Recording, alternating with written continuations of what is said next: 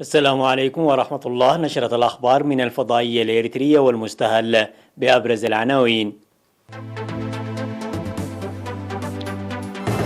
رؤساء الدول والحكومات يبلغون مهنئين بعيد الاستقلال. اكتمال استعدادات احتفالات عيد الاستقلال. 5 مليار نغفة إعالة أسر الشهداء.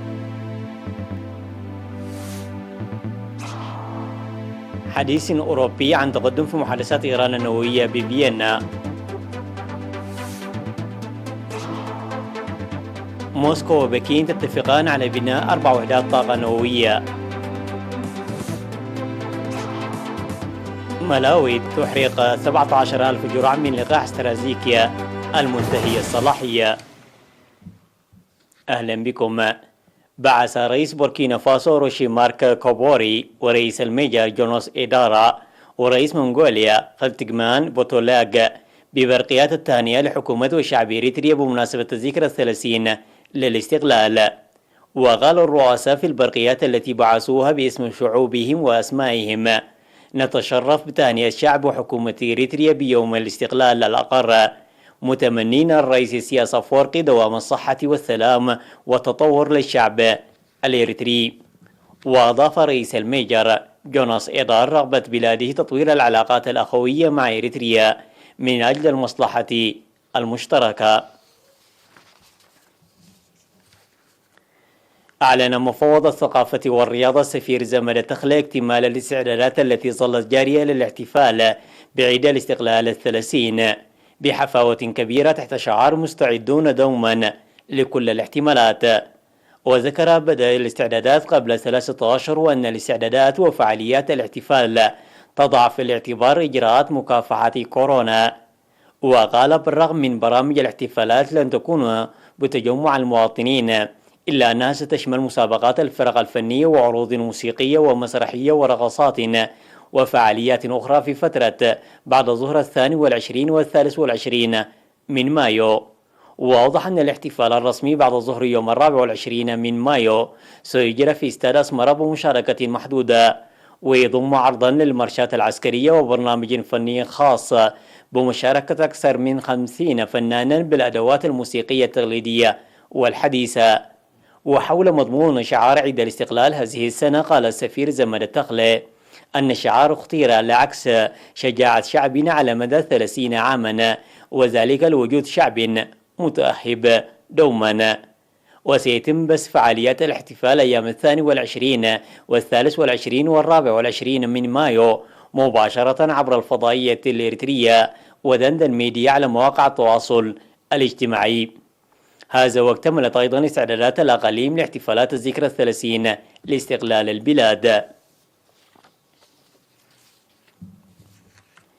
أوضح مدير قسم رعاية أسر الشهداء في وزارة العمل والرعاية الاجتماعية السيد زراي تخلاب أن الحكومة الإريترية قدمت أكثر من 5 مليار نغفة لإعانة أسر الشهداء. وأوضح في مقابلة بمناسبة ذكرى 30 لاستقلال البلاد أن الحكومة الإريترية بدأت تقديم إعانة أسر الشهداء عام 1995 لمساعدة أسر الشهداء المحتاجة، وقدمت حينها 10,000 نغفة لكل أسرة، ودفعت بانتظام 500 نغفة شهريا لكل أسرة من عام 2004، ليصل مجموع المبلغ المقدم حتى شهر ديسمبر 2020 5 مليار و65 مليون نغفة. وذكر إدخال برنامج تأهيل أسر الشهداء للاعتماد على نفسها في السنوات الماضية بإجراء دراسات على مستوى البلاد، وقد تم عبر هذا البرنامج تأهيل 10,697 أسرة بالماشية والدكاكين والأنشطة التجارية الأخرى بمبلغ 14 مليون و700 ألف نغفة. وأشار إلى العمل بالتعاون مع الشركاء للتدريب في مختلف المجالات المهنية، حيث جرى تدريب نساء الشهداء في الغزل ونساء وأبناء الشهداء في صيانة الكمبيوتر وصناعة الفخاريات والخياطة وتصفيف الشعر والتصوير المتحرك والميكانيكا وقيادة السيارات وغيرها. وأوضح السيد زراي أن مكاتب الوزارة المنتشرة في كل مديريات تعمل لدراسة أوضاع أسر الشهداء المحتاجة للتأهيل ومعرفة مجالات التأهيل ومتابعة أوضاعها بعد التأهيل.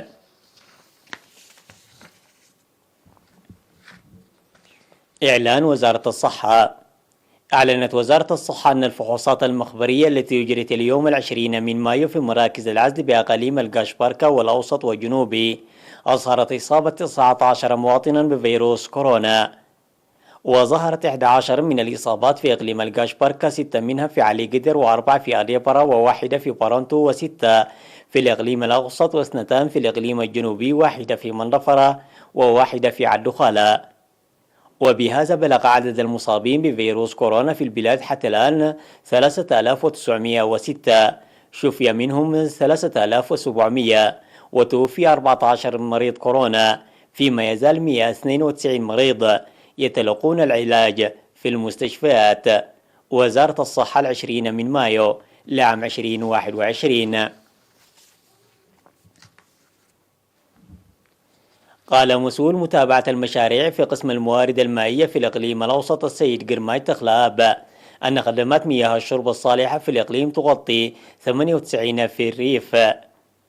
وأوضح أن خدمات المياه في الإقليم الأوسط قبل الاستقلال كانت فقط 10%، وأن 81 قرية من 84 قرية في مديريات قال النفحي وبريخ وسرجاقة وضاحية درفو تحصل على المياه الصالحة. وأشار إلى أن هذه القرى تحصل على المياه بالطاقة الشمسية ومحركات الضخ وشاحنات الصهاريج والضخ بالدفع اليدوي وخزاني ماء نفع وتوكر وخزانات مياه أخرى. وذكر أن مشاريع المياه هذه أسهمت إيجابيا في حياة السكان، وخاصة المرأة التي توجهت لتطوير نفسها وأسرتها بعد زوال مصاعب جلب المياه، وكذلك الحد من الأمراض الناتجة عن تلوث المياه. وقال بالرغم من الجهود الكبيرة المبذولة فإنه لا يزال هنالك نقص المياه في مدن وريف الإقليم الأوسط، ويجري العمل لتوزيع المياه بأسلوب متساوي داعيا لترشيد استهلاك المياه. نظمت في إقليم عنسبة يوم 16 من مايو مسابقة بويا للمعلومات التاريخية الهادفة نقل التاريخ للشباب. وأوضح حاكم إقليم عنسبة السفير عبد الله موسى في افتتاح المسابقة التي جرت في مدينة كرن أهمية المسابقة الجارية عن التاريخ بمناسبة عيد الاستقلال لتعريف الشباب بتاريخ وطنهم عامة وتاريخ الثورة الإريترية خاصة. وذكر مسؤول الاتحاد الوطني للشباب والطلبة في إقليم عنسبة السيد أزازي بركة آب أن المسابقة شارك فيها 296 شابا من 9 مديريات بإقليم عنسبة، وقدمت الجوائز ل 12 شابا بينهم 4 من الفتيات. وعلم أن الفائزان الأول والثاني من كل إقليم سيمثلان إقليمهم في مسابقة المعلومات العامة التي ستجرى على مستوى البلاد. التطورات على الصعيد العالمي بعد فاصل قصير.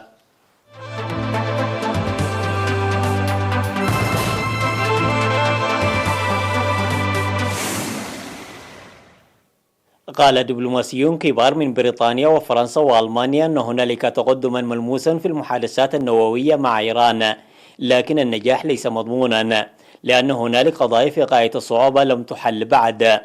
وأضافوا أنهم من الضروري أن تجد إيران والوكالة الدولية للطاقة الذرية سبلا لضمان استمرارية الوكالة في مراقبة أنشطة إيران مع اقتراب انقضاء أجل الاتفاق الفني بينهما.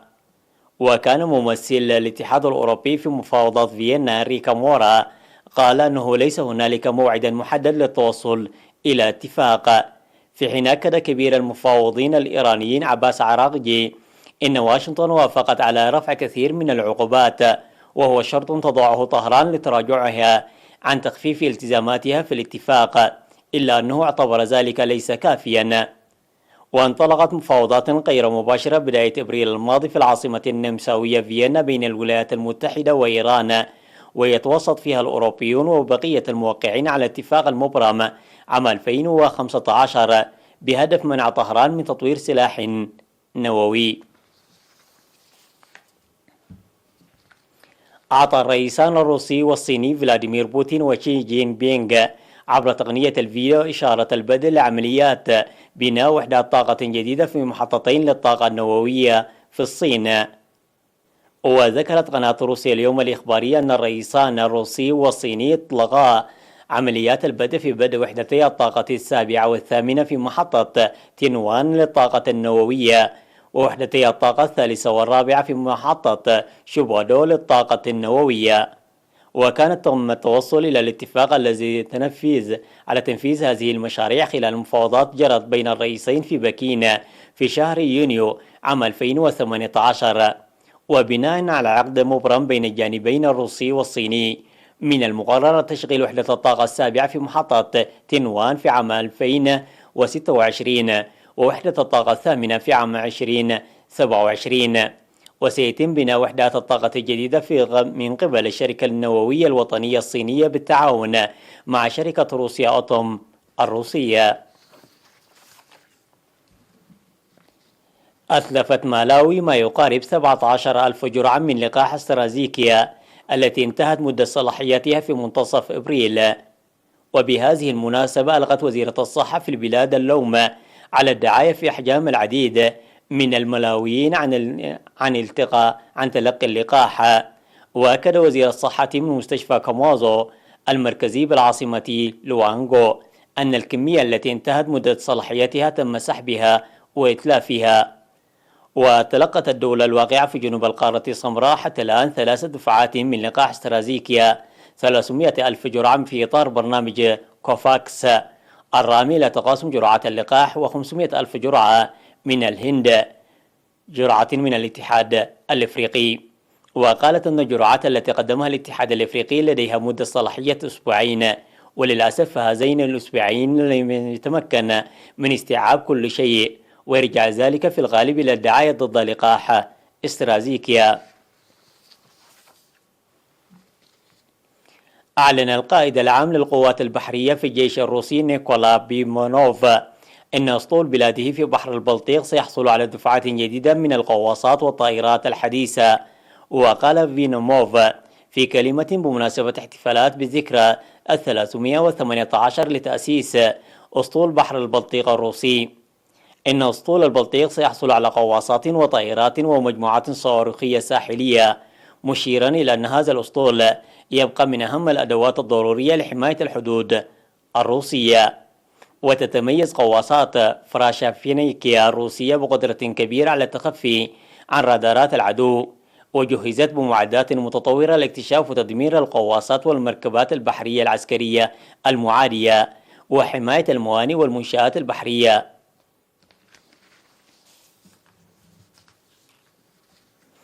وفي ختام النشر هذا تذكير بأهم ما جاء فيها من عناوين. رؤساء الدول يبرقون مهنئين بعيد الاستقلال. اكتمال استعدادات احتفالات عيد الاستقلال.